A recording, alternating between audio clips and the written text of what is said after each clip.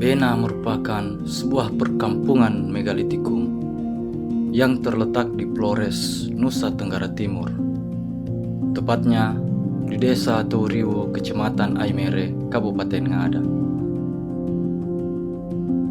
Menurut catatan sejarah, Kampung Bena telah ada sejak sekitar 1200 tahun yang lalu dan merupakan kampung adat tertua di Flores, Nusa Tenggara Timur. Dan masyarakatnya pun masih memegang teguh adat istiadat yang diwariskan para leluhur mereka. Kampung ini berada di puncak bukit dengan latar belakang Gunung Inerie. Keberadaannya di bawah gunung merupakan ciri khas masyarakat lama yang mempercayai dan memuja gunung sebagai tempatnya para dewa. Dan masyarakat Bena meyakini bahwa keberadaan Dewa Yeta yang bersinggasana di Gunung Inerie akan melindungi kampung mereka. Master plan dari kampung ini menyerupai bentuk perahu yang memanjang dari utara ke selatan, hanya memiliki satu pintu masuk dari bagian utara. Sedangkan bagian selatan merupakan ujung desa yang merupakan puncak tertinggi dengan sebuah gazebo untuk menikmati keindahan kampung. Filosofi dari bentuknya yang menyerupai perahu yaitu karena menurut kepercayaan megalitik, perahu dianggap punya kaitan dengan wahana bagi arwah yang menuju ke tempat tinggalnya, dan juga nilai yang tercermin dari perahu ini adalah sifat kerjasama atau gotong royong. Saat ini, Kampung Bena terdiri dari kurang lebih 45 buah rumah dengan bentuk arsitektur tradisional Bajawa yang masih dipertahankan sampai saat ini. Rumah adat Bena tidak hanya merupakan hunian semata, tetapi memiliki fungsi dan makna mendalam yang mengandung kearifan lokal dan masih relevan diterapkan masyarakat pada masa kini dalam pengelolaan lingkungan binaan yang ramah lingkungan, seperti penggunaan material dari kayu dan atapnya alang-alang serta pondasinya dari batu-batu gunung.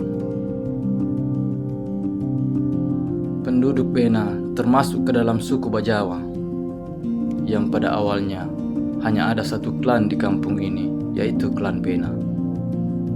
Perkawinan dengan suku lain melahirkan klan-klan baru yang sekarang ini menjadi 9 suku, yaitu suku Bena, suku Disi, suku Disiasi, suku Wato, suku Deru Lalulewa, suku Deru Saluamai, suku Ngada, suku Kopa, dan suku Ago.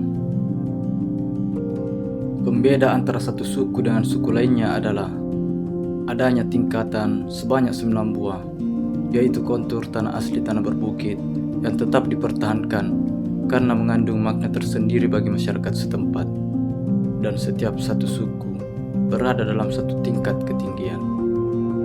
Susunan rumah-rumah atau yang disebut sao di Bena terlihat sangat unik karena bentuknya yang melingkar membentuk huruf U. Dan rumah paling tua serta merupakan pendiri kampung adalah suku Bena, yang rumah-rumahnya menempati area di tengah-tengah. Dan banyak rumah dihiasi dengan tanduk kerbau, rahang, dan taring babi hutan yang menunjukkan status sosial pemiliknya. Rahang dan taring babi hutan merupakan persembahan yang diberikan oleh masing-masing klan melalui upacara adat. Ada pula rumah pusat yang dikhususkan untuk pria dan wanita, yaitu rumah pusat untuk pria disebut Sakalobo, yang dikenali dengan patung laki-laki memegang parang dan tombak ditempatkan di atas rumah. Sedangkan rumah bagi perempuan disebut Sakapu dengan miniatur rumah ditempatkan di atas rumah.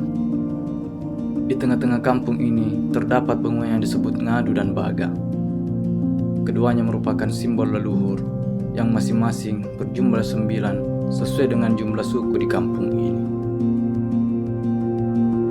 Ngadu berarti simbol nenek moyang laki-laki dan bentuknya menyerupai sebuah payung dengan bangunan bertiang tunggal dan beratap alang-alang, hingga bentuknya mirip pondok peneduh. Tiang ngadu dibuat dari kayu khusus dan keras karena sekaligus berfungsi sebagai tiang gantungan hewan kurban ketika pesta adat digelar.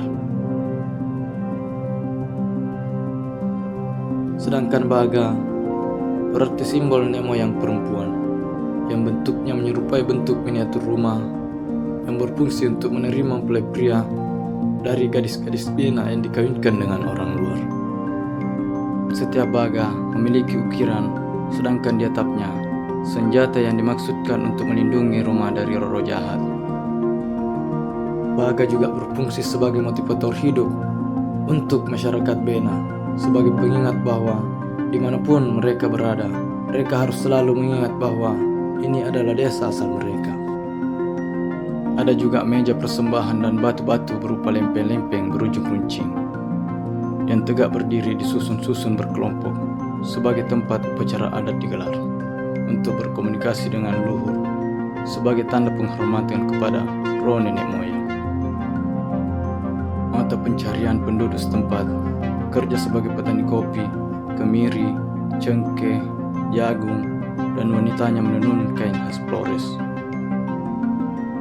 Kampung ini sudah tersentuh kemajuan teknologi, tetapi masih menerapkan secara terbatas dalam kehidupan seperti penggunaan energi listrik untuk penerangan.